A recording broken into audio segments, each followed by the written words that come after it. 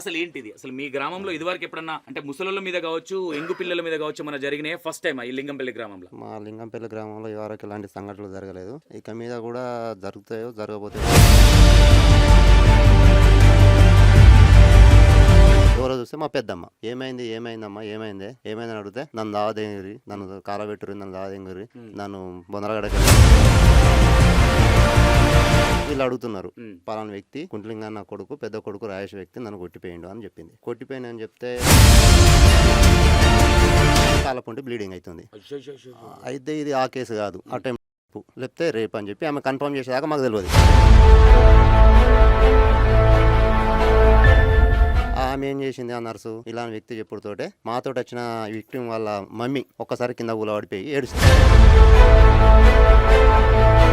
అబ్బాయి ఏమంటా ఉన్నాడు? మార్నింగ్ అడిగే ప్రయత్నం చేసిరా? ఏం చేసినవరా నైట్ వచ్చి 12 గంటలకని? లేదు, అబ్బాయిని మేము రాత్రి వేయ మేము లేపడం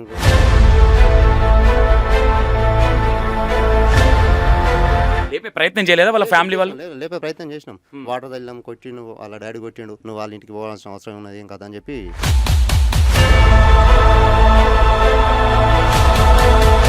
ఓకే, ఇక్కడ ఇంకా కొంతమంది ఉన్నారు.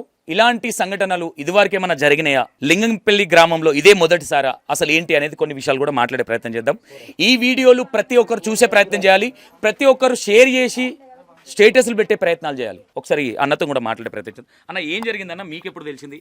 అసలు ఏంటిది? అసలు మీ గ్రామంలో ఇదివరకు ఎప్పుడన్నా అంటే ముసలోళ్ళ మీద కావచ్చు, ఎంగు పిల్లల మీద కావచ్చు ఏమైనా జరిగినాయా? ఫస్ట్ టైమా ఈ లింగంపల్లి గ్రామంలో? మా లింగంపల్లి గ్రామంలో ఇదివరకు ఎలాంటి సంఘటనలు జరగలేదు.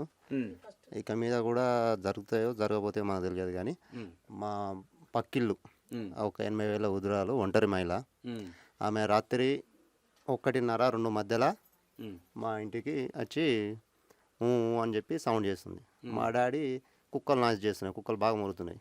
లేచే వరకు ఎవరో చూస్తే మా పెద్దమ్మ ఏమైందమ్మా ఏమైందని అడిగితే నన్ను దావదెంగురి, నన్ను కాలబెట్టురి, నన్ను దావదెంగురి, నన్ను బొందరగడకి ఎత్తుకోపోయారని మాట్లాడతాను. ఏమైందంటే వాడు కొట్టిపోయిండు అని చెప్తుంది. మా అమ్మని లేపిల్లు, చుట్టుపక్కల పండుగ ఒక 2-3 లేపినాం. శ్రీనివాస అని చెప్పి, బుచ్చవ అని చెప్పి. అయితే ఇదేమన్నా ఇంకా వేరే క్రైమ్ అని చెప్పి నా ఫోన్ ఓపెన్ చేసి వేరే అతనికి ఇచ్చి వీడియో తీ ఫస్ట్ ఎట్లా జరిగింది వీడియో తీ అని చెప్పిన. వీళ్ళు అడుగుతున్నారు, పలానా వ్యక్తి కుంట్లింగా నా కొడుకు, పెద్ద కొడుకు రాయేష్ వ్యక్తి నన్ను కొట్టిపోయిండు అని చెప్పింది. కొట్టిపోయిన అని చెప్తే నేను మా అన్నయ్య వాళ్ళకి కాల్ చేసిన. అప్పుడే కొందరు లేపిల్లు, మా పెద్దక్క వాళ్ళకి ఇట్లా లేపారు, వీళ్ళు లేపిల్లు ఇట్లా పలానా వ్యక్తి వచ్చిండు, కొట్టిపోయిండు, పెద్దమ్మని కొట్టిపోయిండు, ఎందుకు కొట్టిపోయిండు, మోటివేషన్ ఏందో మనకు తెలియదు, కొట్టిపోయిండు అని చెప్పి. చెవులకి వెళ్ళి మాట సక్క రావట్లేదు. అప్పుడు గొంతు వాసింది, అప్పుడే కొట్టిండు కదా, గొంతు వాసింది, మాటలు రావట్లేదు. ఆమె అంబులెన్స్కి ఫోన్ చేసి 108కి ఫోన్ చేసి మేము ఎంఎంకి తీసుకుపోవడం జరిగింది. ఎంఎంలో ఒక నర్సు పాపం చాలా మంచి ఆమె ఈ బ్లీడింగ్ ఆపింది, కాలపుంటి బ్లీడింగ్ అవుతుంది. అయితే ఇది ఆ కేసు కాదు, అటెంప్ట్ లేకపోతే రేప్ అని చెప్పి ఆమె కన్ఫర్మ్ చేసేదాకా మాకు తెలియదు. మీరు కొట్టిండనే అనుకుంటారు? అప్పటిదాకా మేము కొట్టినారే అనుకుంటున్నాం.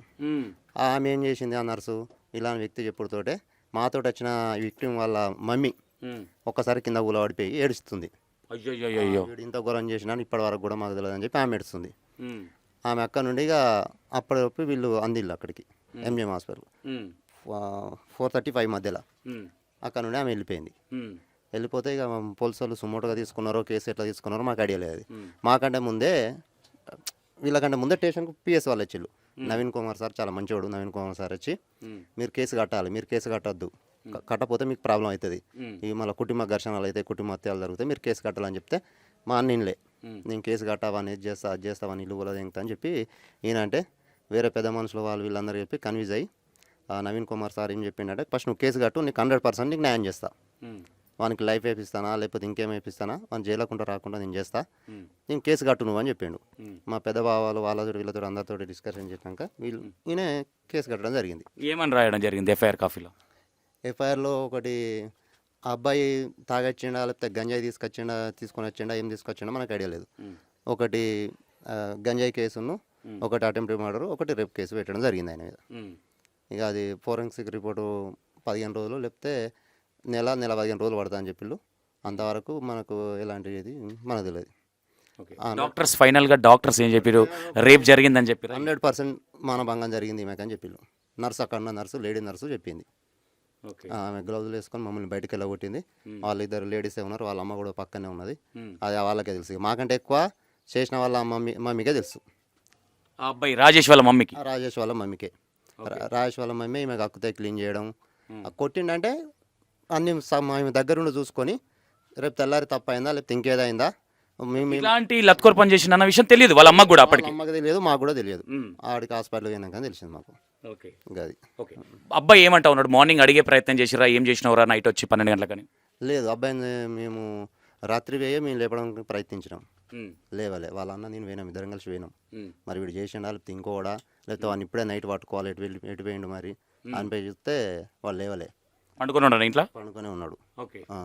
లేవలే, నైట్ లేవలే. తాగున్నాడేమో.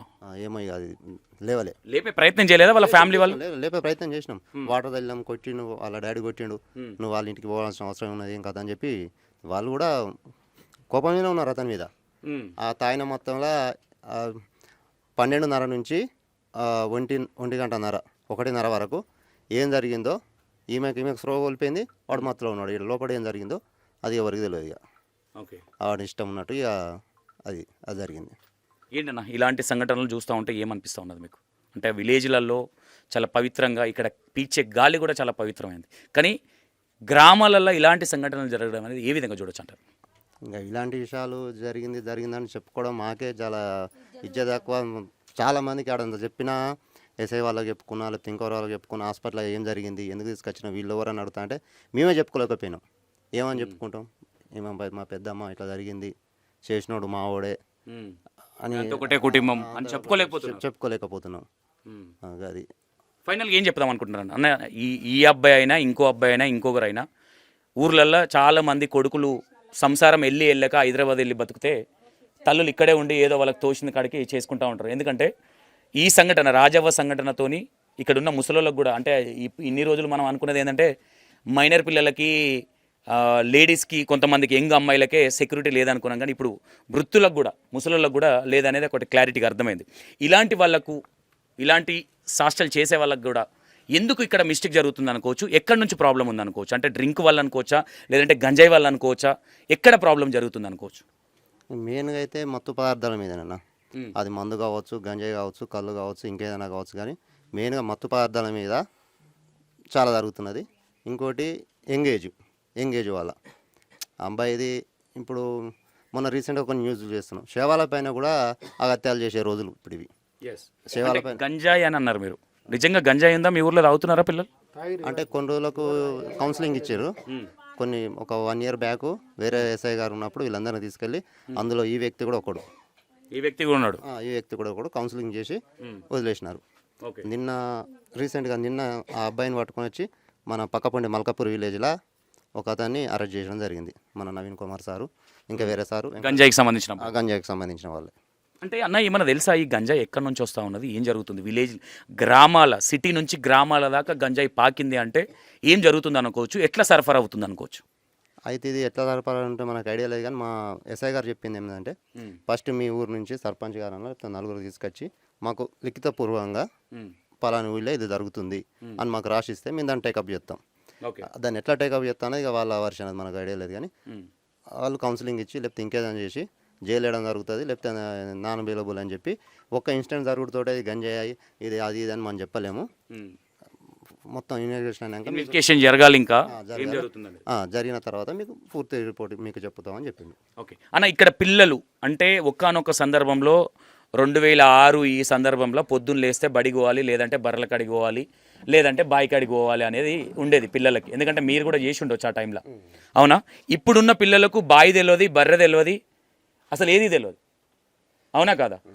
ఎక్కడ మిస్టేక్ జరుగుతుంది అనుకోవచ్చు? అంటే తల్లిదండ్రుల వల్ల మిస్టేక్ జరిగి పిల్లలు చెడిపోతున్నారు అనుకోవచ్చా, లేదంటే గౌరవం ఎక్కువైతుంది అనుకోవచ్చా? అయితే ఇప్పుడు ఏంటంటే స్మార్ట్ ఫోన్లు వచ్చినాయన్న, వాడు స్మార్ట్ ఫోన్ ఈఎంఐ కట్టుకోవాలి, ఒక బండి ఈఎంఐ కట్టుకోవాలి, బండిలో పెట్రోల్ పోసుకోవాలి. వాడు చేసే పని ఏంది? జూలై తిరుగుతాడు. ఇవన్నీ ఈఎంఐలు కట్టుకోవాలంటే ఒకవేళ కట్టపడి వంగి పని చేయాలి, లేకపోతే ఏమన్నా టెఫ్ట్ చేయాలి, దొంగతనాలు చేయాలి. ఈ రెండిట్లలో ఏదో ఒక మార్గం చేసుకుంటే 100 రోజు వరకు కడుతుంది. వానికి సిగరెట్ కావాలి, సాయంత్రం వరకు బీర్ కావాలి అంటే వాడు 500 పని చేయాలి, ఇంట్లో ఒక 300 ఇవ్వాలి. వాడు జూలై తిరగడం వల్ల ఏమవుతుంది అన్న? వానికి రూపాయి రాదు. వాడు ఏం చేస్తాడు? దొంగతనాలకు, అగత్యాలకు, ఇలాంటి వాళ్ళకు పాటుపడతారు. ఇక్కడ ఎక్కడ మిస్టేక్? అంటే తల్లిదండ్రుల మిస్టేక్ ఉందనుకోవచ్చు. ఇక్కడ ఉంటుంది తల్లిదండ్రుల మిస్టేక్ కూడా ఉంటుంది అన్న. తల్లిదండ్రుల మిస్టేక్ ఉంటుంది, సమాజం మిస్టేక్ ఉంటుంది, పోలీసు వాళ్ళ మిస్టేక్ ఉంటుంది, మొత్తం లోకం మిస్టేకే ఉంటుంది ఇక. ఓకే, ఇది ఫైనల్ ఏం చెప్దాం అనుకుంటున్నా? వన్ వర్డ్లో ఇలాంటి సంఘటనలు జరగకూడదు మీ గ్రామంలో అనుకుంటే ఎలాంటి శిక్షలు వేయాలి, ఎలాంటి చర్యలు తీసుకుంటే బాగుంటుంది అనుకుంటున్నారు? మా ఊళ్ళో కాదు, ఈ చుట్టుపక్కల ఊళ్ళలో కానీ ఎక్కడైనా మన రాష్ట్రంలో కానీ కఠిన చర్యలు తీసుకోవాలి. ఇది ఒక గుణపాఠం లెక్క కావాలి. కఠిన చర్యలు తీసుకొని దీన్ని ఇంకోసారి జరగకుండా చూసుకోవాలి. రైట్, ఇది పరిస్థితి మొత్తం మీద. ఇక్కడ ఏదేమైనా ఇలాంటిది జరగడానికి ఈ మత్తు పదార్థాలు కావచ్చు, ఈ తాగుడుకు బానిస కావచ్చు, ఇవన్నిట్ల వల్లనే ఈ మిస్టేక్లు జరుగుతూ ఉన్నాయి. దీనికి తగిన చర్యలు తీసుకోవాలి అనే విధంగా చెప్తా ఉన్నారు. సార్ మీరు ఏమవుతారన్నా? నేను బాబాయ్ని. బాబాయ్ అవుతారు. ఇద్దరు బాబాయ్ని. ఓకే అన్న, ఏం చెప్పాలనుకుంటున్నా? అమ్మకా నేను మనమని అవుతా. మనవడవుతారు అన్న. రెండు ముక్కలలో ఏం చెప్తారు చెప్పండి అన్న. రెండే ముక్కలు చెప్తున్నా. ఇలాంటి వాళ్ళకి ఎలాంటి శిక్షలు పడాలి, ఎలాంటి చర్యలు తీసుకుంటే బాగుంటుంది? వద్దులే, ఫస్ట్ చెప్తున్నా ఒకటి. ఫస్ట్ కుంటిలింగయ్యకు వాళ్ళ భార్యకు ఇద్దరు వాళ్ళు లేపాలి. ఫస్ట్ పూర్వం తప్పలేదు, పూర్వం అసలు తప్పలేదు. చిన్నప్పటి నుంచి వాడు మంచిగా నిమ్మలంగా వాడు పని చేసుకుంటాడు. భార్య భర్తలు అన్నప్పుడు పిల్లలు వాడు కన్నం కదా, కన్నప్పుడు బరాబర్ చదువుకుంటే సరిపోదు కదా. ఒక షామర్పేట పంప్షర్లా అతుకుంటాడు కుంటిలింగ అంటాడు.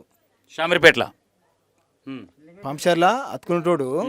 షామర్పేటలో వాళ్ళ అత్తమ్మ పైసలు మొత్తం వచ్చేసినాయి. షామీర్పేట నుంచి ఇక్కడ షామర్పేటలో వాళ్ళ అత్తమ్మ వాళ్ళ లింగయ్య ఏంటైనా పంక్చర్ షాప్ నడిపిస్తాడు. పంప్షర్ నడిపించాడు. వాళ్ళ బతుకులు గది ఏం చేసారు అంటే ఆడ డబ్బులు వచ్చేసినాయి మొత్తం డైరెక్ట్ ఒక 20-30 లక్షలు వచ్చేసినాయి. ఆ పైసలు పెట్టుకొని పిల్లలు ఖరాబ్ చేసింది మా అన్న మా వదినే. పైసలు వచ్చేసరికి కళ్ళు నెత్తికెక్కినాయి అనుకోవచ్చా? ఎక్కినాయి, పిల్లలు మొత్తం ఖరాబ్ చేసేది డైరెక్ట్.